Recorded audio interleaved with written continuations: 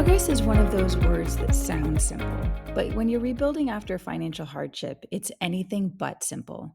Because progress doesn't always look like paying off debt or saving big numbers.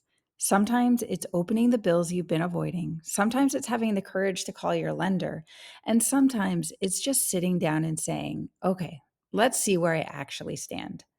The truth is, you can't rebuild real financial recovery on pressure alone.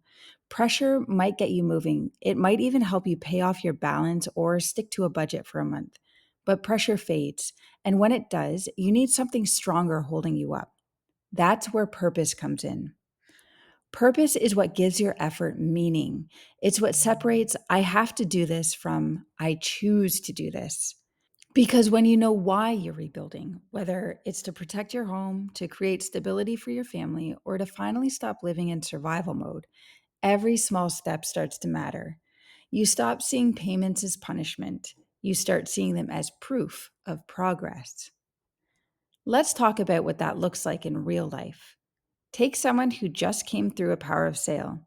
They're exhausted, embarrassed, and maybe angry at the system, at themselves, at the situation.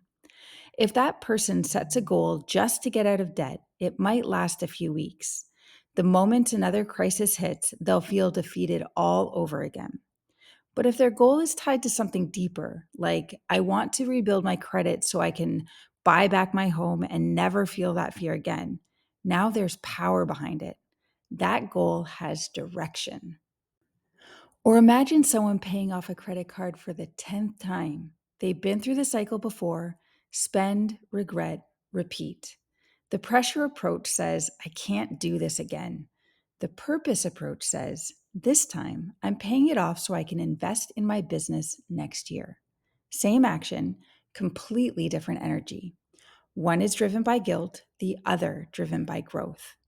Purpose isn't just about big, inspiring goals, it's about clarity.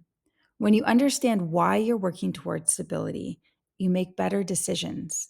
You stop reacting to money and start directing it. You spend with intention, you save with strategy, you stop asking, what am I giving up? And you start asking, what am I building? And that shift changes everything, especially when things get hard. Because financial recovery isn't a straight line. You'll have setbacks, unexpected expenses, maybe even moments where you think, why bother? That's where your purpose shows up.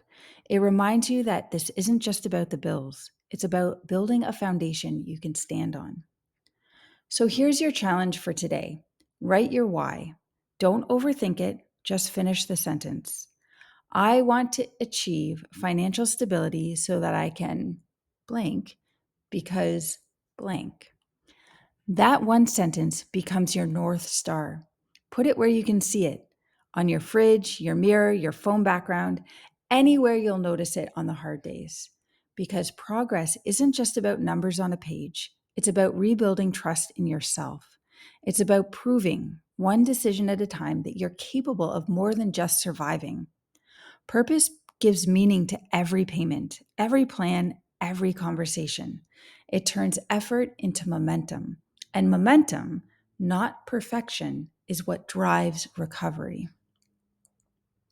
You're not just fixing your finances, you're rebuilding your story. One decision, one purpose, one step at a time.